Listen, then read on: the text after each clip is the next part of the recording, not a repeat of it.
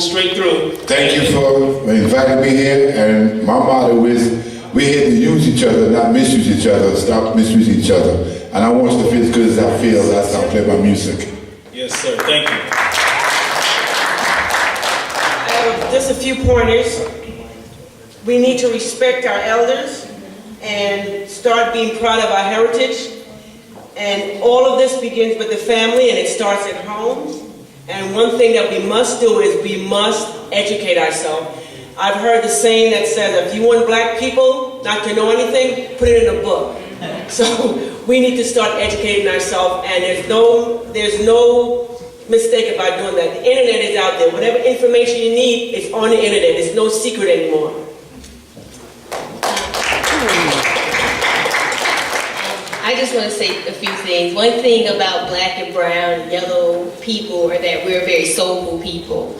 And in that, everything we do comes from our soul. And Bakari up top mentioned about we're creators, but I think we need to also move toward being owners of what we create as well.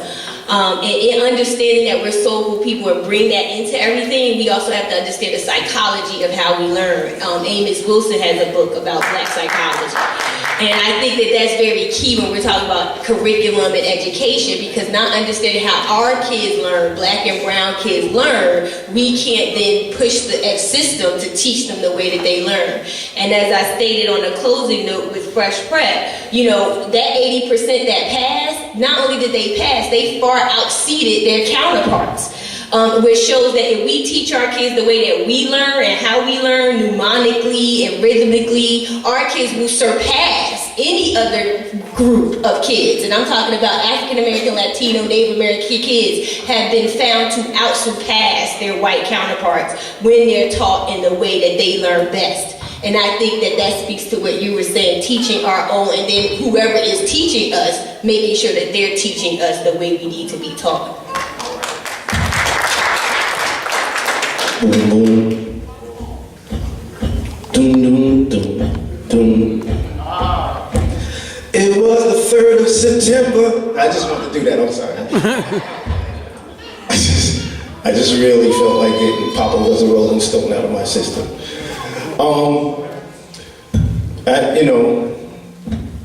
I think that we are faced with a reality that we must be able to look truth in the face and not flinch.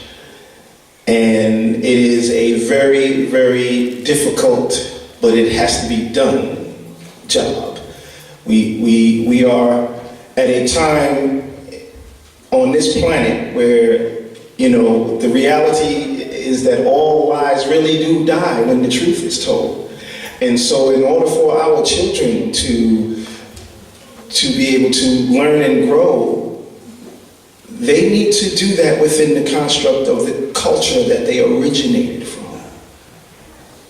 Does that make sense to anybody? Yes. And we clearly see that what we've been doing simply doesn't work. And we can't let someone, because of paper and documents and a bunch of people signed it and all of this, tell us what's best for us. Because as long as we do that, we're still slaves. It is time for us to educate our own children. It's time for us, it's really time for us to really extract our children from that whole system. But like I said, that's physical warfare, because someone's going to come and say, you can't do that. And when they say that, then this, without fighting, say, but why? Why is it that this is the law? Why do my children even have to be inoculated to get into your schools? Right, go ahead. Why? You know, I have my son, Imhotep Kadi. He's sitting up there. He's going to be 1 this week. Wow. That's his name is Imhotep Kadi, son of DXT. He's not going through none of that. I will give my life first. He's not getting inoculated. He's not going into the public school system. He's not doing none of that. None of it. I dare someone to come and tell me what to do with my child. when I know I can do better for him than what I've seen, what I went through with my family and everybody in my community, the process that we went through, where 85% of my community was destroyed through this process. By the time we get to sixth grade, all of our dreams are shattered. You know, if we did not make it to the window, to the weekly readers that's sitting over there that has the section on, if you want to further your black studies, other than that, you get that 23 pages of slavery and then 2-inch thick on Magellan and Columbus and all of these other things that has nothing to do with who we are. It's time for us to go, wait a minute, I don't need to know about Magellan. I don't need to know, I do need to know about Columbus, because now my understanding of him that they don't teach, they want us to celebrate him, but they don't let us know that he is the precursor to the transatlantic slave trade. Him and his son. They don't teach that. And so it's time for us to really, really step back. And yes, there's money. There's the NBA, there's the NFL, there's all these guys that make millions and millions of dollars. Just imagine if each one of them every year put up $1 million to create a school for us. That's right. You see what I'm saying? There's a way to do this. But then there's the education that's already imposed on a lot of us, where we're afraid because, you know, somebody might find a misplaced comma in our tax returns, and then you're not throwing a football at Giant Stadium, you're throwing it in Sousa Woods.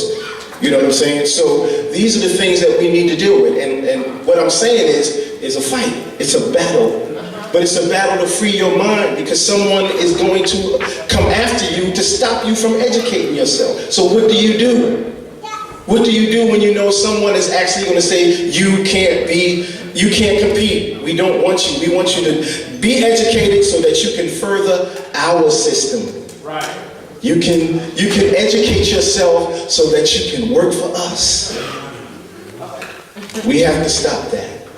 We have to create businesses that we create for ourselves. Peace.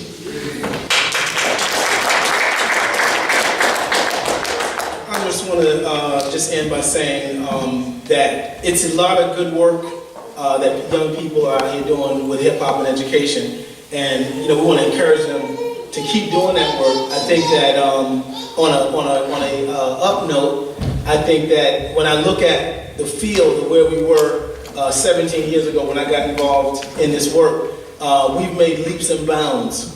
And so I think we need to be encouraged in that, and to see that there is some progress being made. And then I guess the other side of that is the system is having so many problems itself right now that maybe they'll be distracted enough to stop keeping their foot on our neck so hard, because they got some big problems of their own trying to keep this thing going the way it's been going. So I think we should just be encouraged, keep doing the good work, connect with folks that are doing similar work. No need to reinvent the wheel, but definitely there are lots of people out here trying to do good work.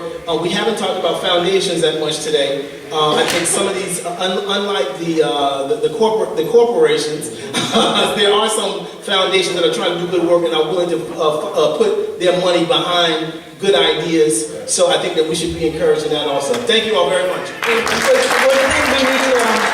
We need to fly below the radar so we won't get detected. That's what we did with hip hop when we started it. We flew below the radar, so they weren't able to dismantle. And we don't need to do our workshops and our programs, our discussions on CNN. That State of the Union thing, that makes me sick to see that. I don't know if y'all ever seen that. Well, I sat there and I throw up. I was like, what are they doing? But now it's obvious what they're doing. So what we need to do is we need to create a think tank that has nothing to do with the media, nothing to do with the press, nothing to do with any of it. Let's give this panel. Thank you very much. Thank you. And I have a few CDs on sale if I'm interested. I have them from back in the days, early days of hip hop. So Bakari Kikwana, Grand Mixer DXT, Cool Herc, and Cindy Campbell, Tahita Baker Jones. One more time, round of applause, everybody.